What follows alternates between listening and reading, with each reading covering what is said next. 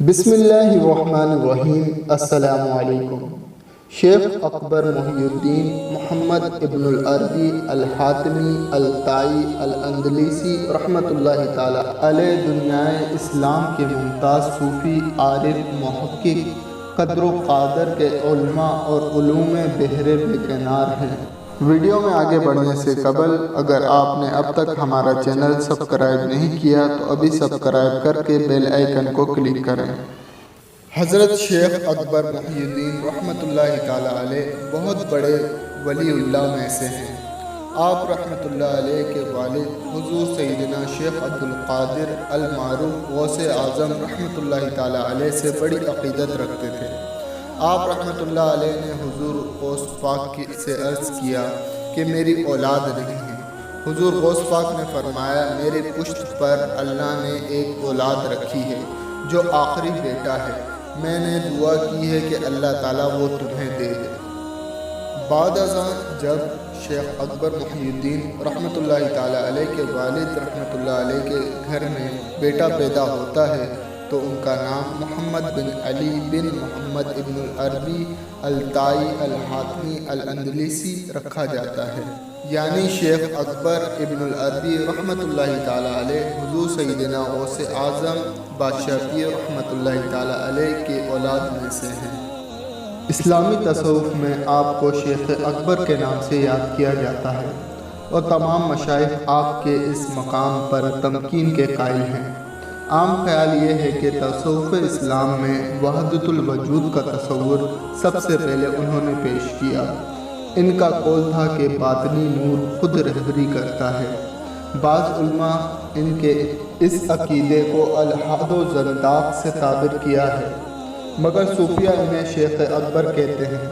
ان کی تصانیف کی تعداد 500 کے قریب ہے، جن میں خصوصاً الحکم اور فتوحات المکیہ جو کہ 4000 صفحات پر مشتمل ہے بہت مشہور ہے، اور کتب تصوف میں اس کا درجہ بہت بلند ہے۔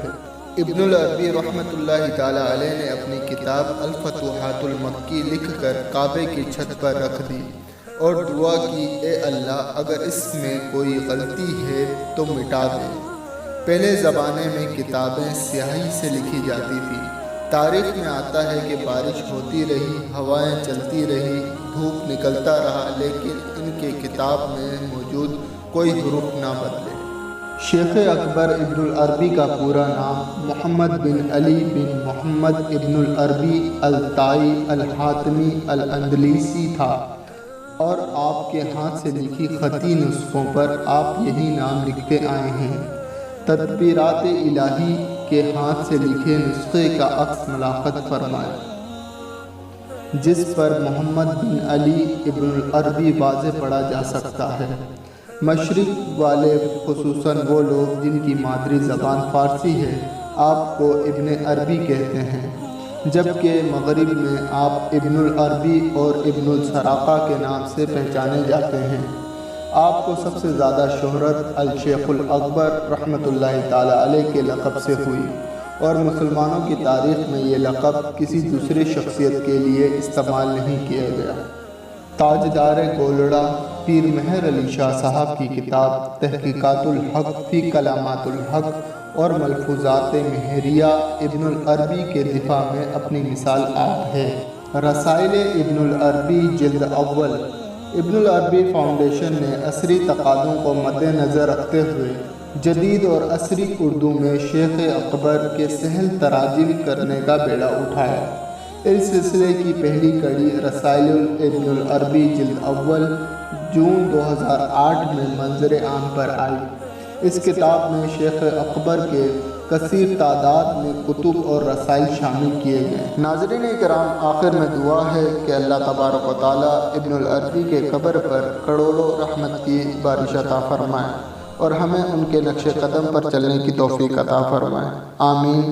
ویڈیو دیکھنے کا شکریہ۔ اگر آپ نے اب تک ہمارا چینل سبسکرائب نہیں کیا تو ابھی سبسکرائب کر لیں، اور ویڈیو پسند آئی تو شیئر کریں، لائک کریں۔ شکریہ۔